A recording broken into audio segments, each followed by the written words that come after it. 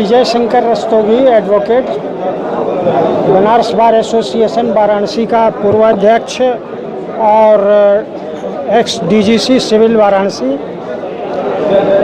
यह वाद जो दाखिल हुआ उसका वाद संख्या 610 सन 1991 है।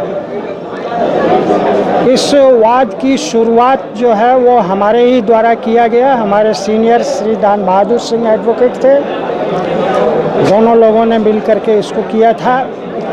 और इसके वादी स्वयंभू विश्वेश्वर, ज्योतिर्लिंग, ज्ञानवापी और उनके वाद मित्र के तरफ से तत्कालीन पंडित सोमनाथ व्यास, जो ज्ञानवापी में इसी जो विवादित स्थल है उसके ठीक सामने उनका निवास था, वे और डॉक्टर रामरंग शर्मा, जो संस्कृत यूनिवर्सिटी के एग्जीक्यूटिव के मेंबर हुआ करते थे, और श्री हरिहर पांडे जी, जो हमारे सर्वप्रिय नेता हैं और धार्मिक स्थलों के संबंध में उनका बहुत काफ़ी जुड़ाव है। लाट भैरव के भी वो अध्यक्ष हैं। उन्होंने 3 लोगों ने मिलकर के ये बात दाखिल किया था। प्रतिवादी पक्ष अंजुमन इंतजामिया मसाजिद नंबर 1 और नंबर 2 यूपी सुन्नी सेंट्रल वक्फ बोर्ड लखनऊ। यह वाद 3 रिलीफ के लिए फाइल किया गया था। जो उसके तथ्य और पौराणिक तथ्य जो हैं वो अपने स्थान पर हैं। उन तथ्यों को वर्णन करते हुए यह कहा गया कि यह स्वयंभू विश्वेश्वर का ज्योतिर्लिंग का मंदिर यहाँ विराजमान रहा है। सत्यवादी राजा हरिश्चंद्र ने सतयुग में इसका निर्माण कराया था। तत्पश्चात राजा विक्रमादित्य ने इसको रिनोवेट कराया था। ये पूरे ज्ञानवापी परिसर में स्थित है। इसकी महत्ता काशी खंड के ये स्कंद पुराण के काशी खंड में इसकी महत्ता का वर्णन किया गया है। जैसे गीता में भाष्य भगवान श्री कृष्ण ने दिया, उसी प्रकार से ये काशी खंड में भाष्य भगवान शंकर का स्वयं का वर्णन किया गया है, इसलिए इसकी महत्ता है। ये 3 रिलीफ के लिए इसलिए फाइल किया गया कि ये डिक्लेयर कर दिया जाए कि ये जो ढांचा है विवादित, यह पूरे ज्ञानवापी परिसर में तत्कालीन स्थित भगवान विश्वेश्वर के मंदिर का एक अंश है और ऐसा घोषित कर दिया जाए। और हिंदुओं का यह स्थान है, हिंदुओं को पूजा पाठ करने, राग भोग करने, दर्शन करने और उसको रिनोवेट करने, रिकंस्ट्रक्शन करने का अधिकार है, ऐसा घोषणा कर दिया जाए। मुसलमानों को इसमें कोई अवरोध करने का अधिकार नहीं है, ऐसा घोषित कर दिया जाए। और मुसलमानों को सर्वदा के लिए रोक दिया जाए कि हिंदुओं के इन सारे अधिकारों में कोई हस्तक्षेप न करें और मुसलमानों का कोई भी वहाँ पर ढांचा का कुछ भी पाया जाए तो उसे गिरा करके और ध्वस्त करा दिया जाए और वह स्थान हिंदुओं को सर्वदा के लिए सौंप दिया जाए। जो यह वाद चलता रहा, वाद में मेरिट पर, गुणदोष पर कोई निर्णय न हो सके, इसका बराबर प्रयास किया गया मुसलमानों की तरफ से। मुसलमानों ने ये प्रयास किया कि इस वाद की कार्यवाही रोक दिया जाए, यह वाद निरस्त कर दिया जाए, क्योंकि कांग्रेस के समय में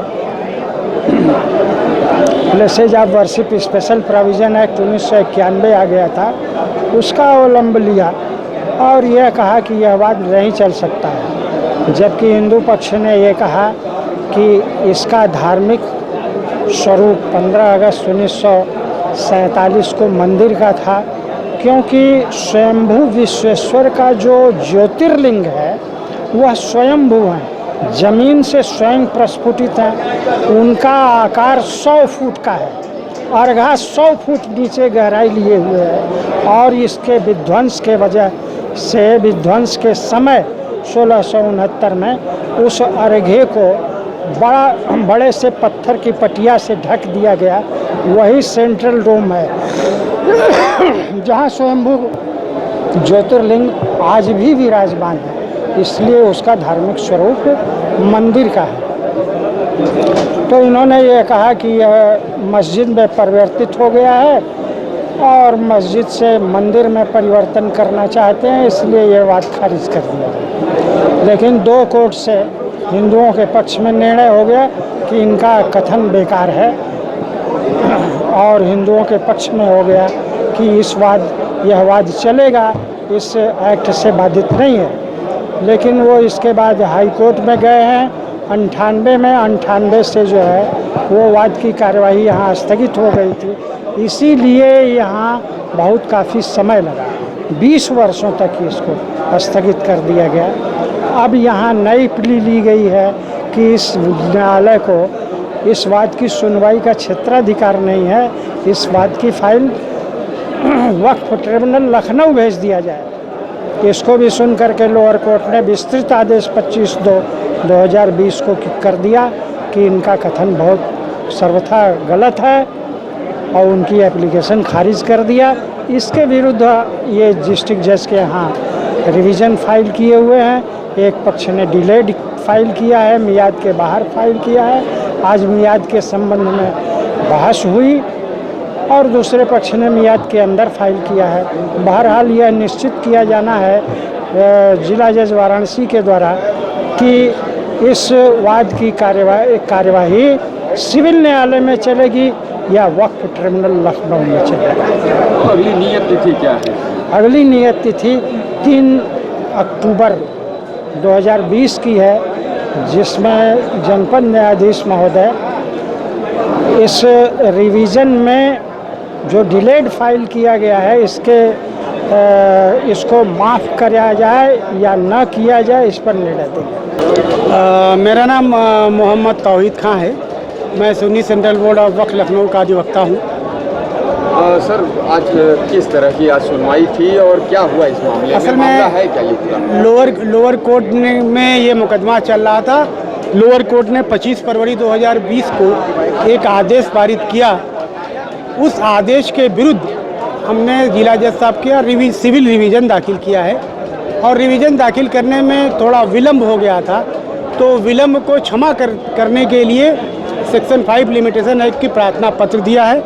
उसी सेक्शन 5 के प्रार्थना पत्र पर आज जिला जज महोदय ने सुनवाई किया है और 3 अक्टूबर 2020 की तारीख ऑर्डर के लिए नियत किया गया है। सर, इसमें वादी प्रतिवादी की बात की जाए तो कौन कौन वादी प्रतिवादी? वादी लॉर्ड विश्वनाथ जी हैं और प्रतिवादी मस्जिद इंतजामिया है और सुन्नी सेंट्रल बोर्ड प्रतिवादी है। किस चीज़ का मामला न्यायालय में विचाराधीन है? क्या मामला न्यायालय में ये विचाराधीन है कि साहब ये ज्ञानवापी मस्जिद को तोड़ के बनाया गया है और इसको हमें वापस दिया जाए, यही इतना दावा है, जबकि ये दावा सही नहीं है। और एक पॉइंट और भी कि अगर मस्जिद है तो मस्जिद वक्फी जायदाद होती है, इसकी सुनवाई के लिए वक्फ ट्रिब्यूनल लखनऊ में बना है, इसकी सुनवाई वहाँ पर होना चाहिए, यहाँ पर नहीं होना चाहिए। अभी ये विवाद चल रहा है।